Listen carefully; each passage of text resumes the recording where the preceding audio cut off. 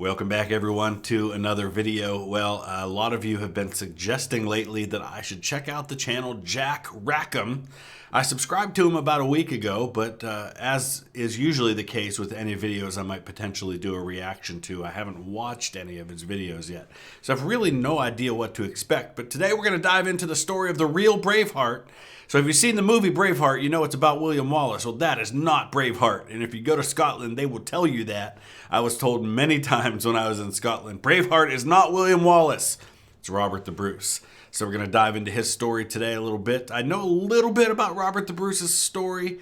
Like probably millions of other people, I'm a descendant of Robert the Bruce, so is my wife, so are probably most people with roots in the United Kingdom. But he has some really, really fascinating parts to his story, and I've actually gotten to walk in the footsteps of some of that story when I went to Scotland last year. So I'm excited to dive into this one. I will put the link in the description so you can check out not only this video, but all of Jack Rackam's other videos, which are related to history. It looks like he's got a lot of really fascinating stuff that I'll be interested to dive into over time if this one goes well. So let's go ahead and check it out. Robert the Bruce is a national hero who secured Scotland's independence. First of all, he had a childhood. It was whatever. It was whatever. March 19th, 1286. King Alexander III, whom you might vaguely recall from the Hakon IV video as a king who existed, is now dead. As a king who existed. And it's so important that he's starting here with the death of King Alexander because no story happens in a vacuum, right? We talk about this all the time. Every part of history is an effect of the stuff that comes before it. And so sometimes it's important when studying a story in history to study what led to that. And Robert the Bruce rising to become king is very much about that couple of decades beforehand with the the catastrophe that befalls the royal family of Scotland and leads to this power vacuum that King Edward I of England is going to dive into. His only heir is his 3-year-old granddaughter, who was also the daughter of the King of Norway and married to the Crown Prince of England. It was beginning to look like the band was getting back together. Then she died. And now, well, there was no obvious successor, and a lot of people had a claim to the throne. The council who was ruling the kingdom on the Queen's behalf decide in order to prevent civil war, they need a third party to weigh in. Someone totally divorced from the situation with no interest in Scottish politics. Someone who wouldn't possibly take advantage of the situation to maybe advance himself and his power. Like the Pope? I was thinking more like the King of England. Yeah, right. That's like asking, "Excuse me, Herr Hitler, could you help us choose the next Polish president?" "Excuse me, monsieur." That's 100% what that's like. It's like asking Hitler to choose the next Polish president. Maybe I should do it. Napoleon, "Could you help us choose the next King of Spain?" That one actually happened. No, there's no way we... That's music from Monty Python and the Holy Grail, and I love it. I love this guy already. Why, I would be positively delighted to help you pick your king. But first, I need you to recognize me as the feudal overlord of your new king. On what legal grounds? On the grounds that you don't have any grounds that I'm not the supreme overlord of Scotland. Should have gone with the Pope. Well, you know... Should have gone with the Pope.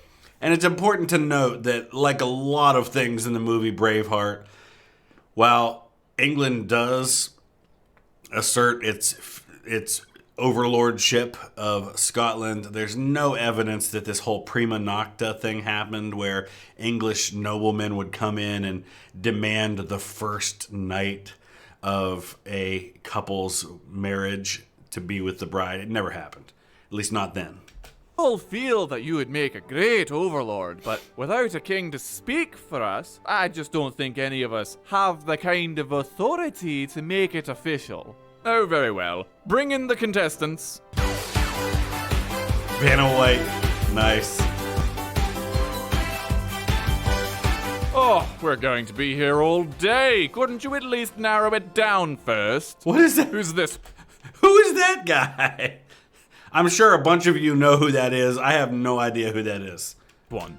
The name's Lord Schmo. First name Joe. I'm a lord. Joe I've seen this Schmo. man before in my life. Wait, what's that yellow bar? Well, you see, I'm 1/8 Scottish on my dad's side, and he can trace his roots all the way back to Macbeth. I think he's an American. I wanted to throw my hat in the ring, so my girlfriend made it official and bought me a plot of land in the Scottish wilderness, which according to tradition means I am officially a lord. Is this a real thing? Real thing! Look, I even got it printed on my credit card. It was a birthday present from Established Titles. Oh my god, I think we're in an ad. They even sent me a framed certificate with my— All right, time out. I've got one too. There you go. Yeah, they actually reached out to me about doing a sponsorship of the channel, and I decided against it, but makes sense that they did this for a Scottish history video. And I am a descendant of King James IV of Scotland, so I'm probably like 2 millionth in line to the Scottish throne through my illegitimate line. my unique plot number so I can find the exact location of my realm. Isn't she beautiful? And every purchase not only makes you a lord or a lady, but also plants a tree. So I think that makes me your most caring option to be your king. What is that? So is that actually Jack Rackam? Is that what he looks like? That must be who that is. No, I'm the king. I'm the king. I'm gonna be I'm the king. king. So's my wife. Where are they all coming from? Oh yeah, and I may have told some of my friends that if they follow the link in the description, they can get 10% off. Is that a cat? Isn't my little Lord Snufkin adorable? All right, everyone who isn't from the 13th century, out, out. Oh. What? Except the cat. He stays. The cat Okay, stays. you, and you. Names and elevator pitches, go. My name is John Balliol. I'm the senior-most man in the family by primogeniture. My name is Robert the Bruce, but everyone calls me Grandpa Bruce because the famous one is my grandson. Get on with it. I'm a generation above him, so I'm closer related to Margaret. Next. I'm John Hastings. I think we should divide Scotland into pieces proportional to absolutely not. Balliol gets the kingdom. Big surprise, Edward treats Balliol like his vassal, makes him pay tribute, decides legal matters for him, and then the last straw finally came when he ordered the Scottish to be drafted in a war against the French. Balliol... Which is pretty interesting because if you know anything about history, Scotland's most trusted and longest ally is going to end up being the French. They end up calling it the Old Alliance, A-U-L-D, like in Old Lang Syne, the song. And for centuries, Scotland and France are going to be joined at the hip when it comes to their dealings with England. And in a lot of ways, France is what's going to help keep Scotland free for these centuries after they finally win their independence during these wars in the early 1300s. Fused and entered into an alliance with France instead because he realized both of their nations were built on the same uncompromising cornerstone of hating the English. Edward invades Scotland in response, sweeps in, captures John Balliol, puts an Englishman in charge of the whole operation, but the Scots won't stand for it. This is the part where William Wallace was making a name for himself as Guardian of Scotland and a hotshot military commander, and now... And William Wallace did not come from some poor family that, you know, was just another warrior in the Scottish army. He was from a noble family, and he's actually knighted. He's Sir William Wallace. And yeah, he's made Guardian of Scotland. He's listen, we could spend a whole episode just talking about all the things that are wrong with Braveheart. And I love the movie Braveheart. I love watching it, but it's not history.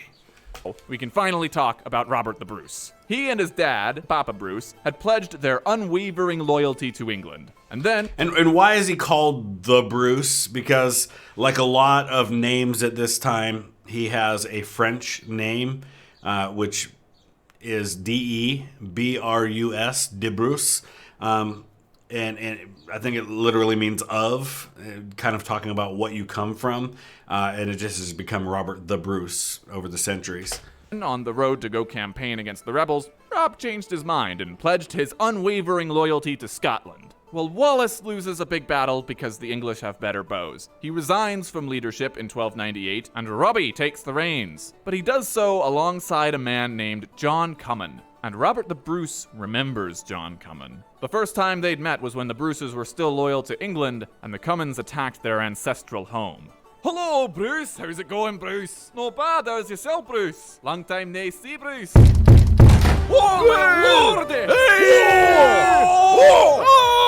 You couldn't make either one of them guardian without upsetting the other, so you needed two guardians. But they hated each other so much they wouldn't agree on anything, so you needed a neutral third guardian. Like the King of England. Ow!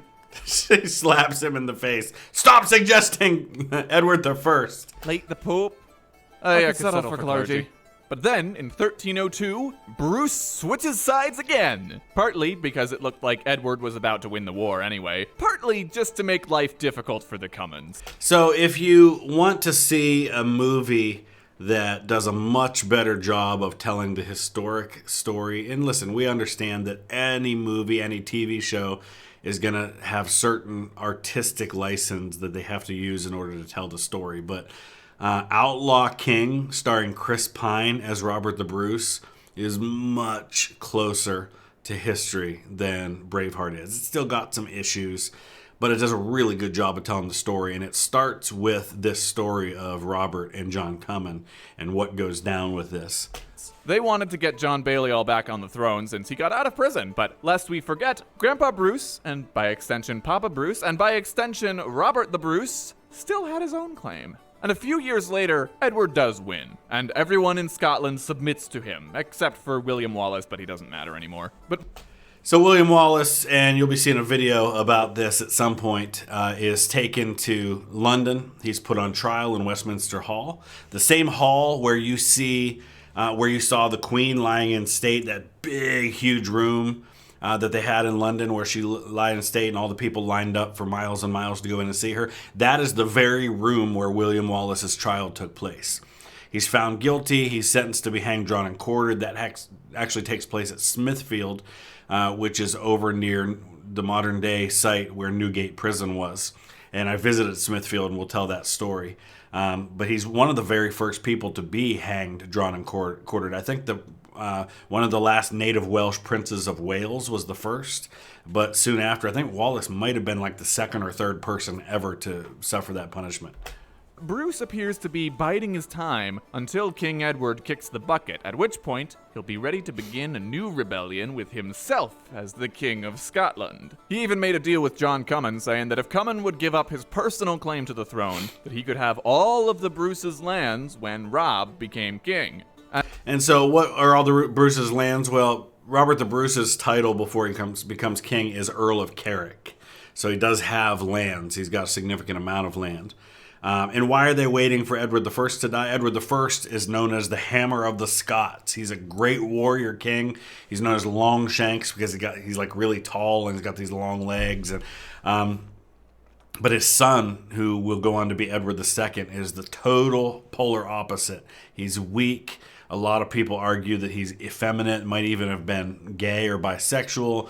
At the very least, he has really not demonstrated that he's going to be a strong leader, and I think a lot of people probably know this. Robert the Bruce knew Prince Edward, so he knew what he was going to be facing.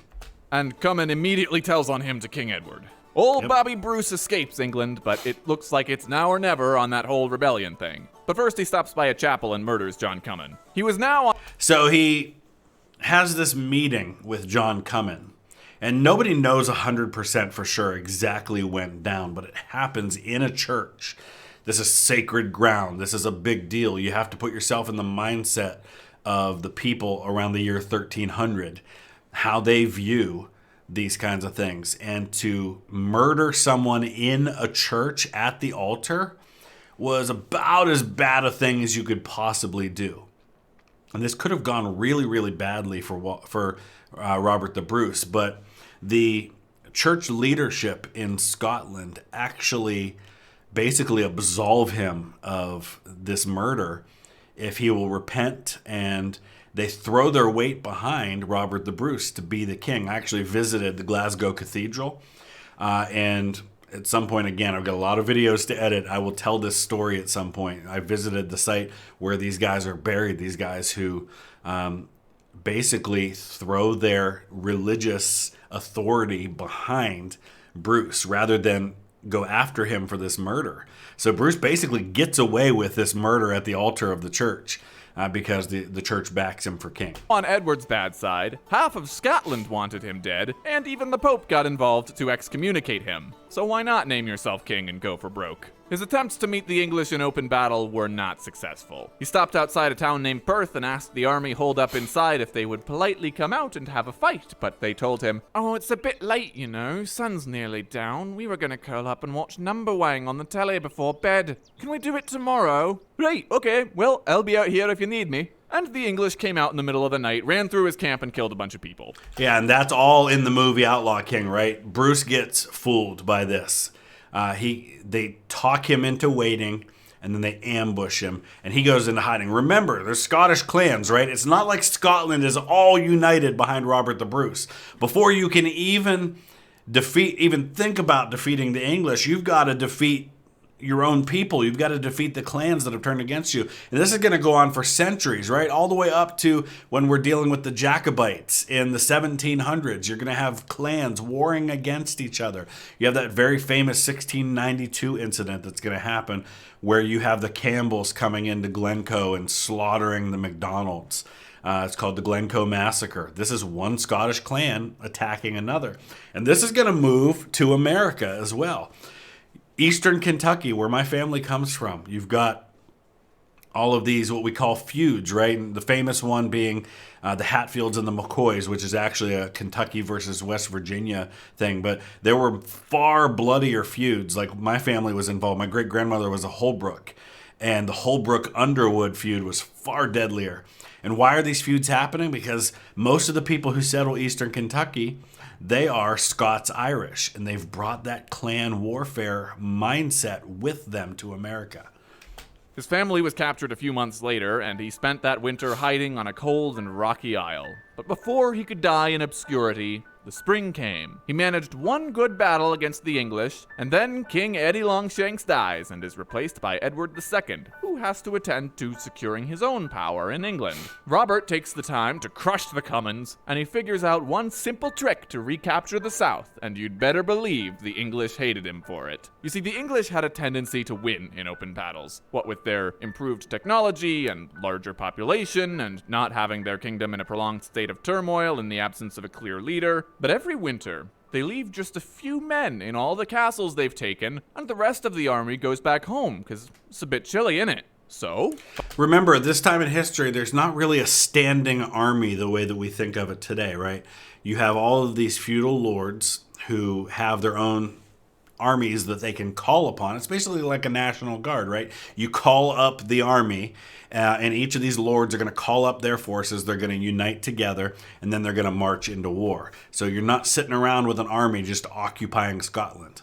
Bob refuses to fight them in open combat. He and his men take to the hills, wage guerrilla warfare, and then come out in the winter and start capturing English-held castles. By 1314, there was just one important stronghold left to take: Stirling Castle. The Scottish lay siege. The defenders give Bruce a timeline for their surrender, said if no one shows up by the 24th, they're game to let the Scottish in. Edward II Why did they choose that date? Because they knew someone was going to show up. sends a large relief force to break the siege in time, and he finds a force of Scottish pikemen blocking the road. Before they come to blows, an English knight challenges the Bruce. This is a Bobby absolutely epic story. This is one of the best stories in history. What happens at the beginning of the Battle of Bannockburn. And I'm going to put a link up at the end because I did a whole video on the Battle of Bannockburn, which is what they're talking about here, where Scotland pretty much wins their independence. But what happens first is like stuff from a movie. B, if you will, to single combat. Brucey splits his head open with an axe. The English cavalry The way that this is told is that basically they're riding toward each other by themselves. It's legit single combat. And Bruce at the last second raises up in his saddle and he brings his axe down right on his head. And he breaks the axe in the process, and he complains later that he broke his best battle axe in that battle. Commander sees his nephew breaking Bruce's favorite axe with his skull and charges forward in anger, when suddenly his men start disappearing, tumbling into spiked pits. Bruce just turned the Scottish lowlands into Vietnam. The Scottish pikemen push back the English, but now they're in an open field. What, are they suicidal? Your Majesty, they may know something we don't. Perhaps we should postpone our engagement. Ooh, I don't want to fight the scary Scots. They've got pointed sticks. Oh! All right, we do it your way. Charge! The Earl of Gloucester and his men ran straight into the Scots and their pointed sticks. The Scots continue moving forward, pressing the English against the river. Aha! That formation is only good for defense. They can't march like that. Charge! And the English impaled themselves on a bunch of spears for a third time. With no more space between the Scots and the river, the English began to break rank and scatter. King Edward was desperately escorted away from the battlefield, and then his escort, resolved not to be a coward, ran back into the battle, got surrounded, and stabbed to death by a... So what do you do when you're heavily outnumbered, when they've got better technology, better weapons, better armor, better everything than you have? Well, you choose your ground, and you defend, and you let them come to you. You choose the circumstances of the engagement. That's what many forces have done throughout history who were outnumbered. That's what the Americans did many times in the Revolution. That's what the Texans do in the Texas War of Independence. You have to take advantage of whatever you can to give yourself an opportunity. A bunch of spears. The king tried hiding in Stirling Castle, but... No good, your majesty. We are set to surrender in about 5 hours. Eventually, he made it to the coast and sailed back to England. From this point forth, the tide had been turned, and it was the Scottish who were invading England for the next 14 years, until Edward II was deposed by his wife and replaced by Edward III. In May 1328, Edward III renounced all claims to Scotland, and in October, the Pope called to let Robert know he was recommunicated, and that killing a guy inside a church was all water under the bridge. Perfect timing, because he ended up getting his last rites in 1329, after getting pretty much all he wanted out of life. And Robert the Bruce, the reason that you don't hear about the Bruce dynasty is because eventually it's going to go through, I think, his granddaughter, and that's where you're going to have the Stuarts come in. And basically all the Stuarts are all his descendants, but just through a female line. Good on you, lad. Okay, so that was that. So I'm going to throw up the link here at the end during the end screen. If you guys want to watch that video on the Battle of Bannockburn, it's a fascinating battle, and it goes through all the tactics and shows you exactly what happened in a lot of depth. Hope you enjoy it. I really enjoyed Jack Rackam. It was entertaining, it was funny, it was full of information. We'll definitely check out some more. If you have a particular suggestion for one of his videos you think I should do a reaction to, let me know in the comment section below. Talk to you soon.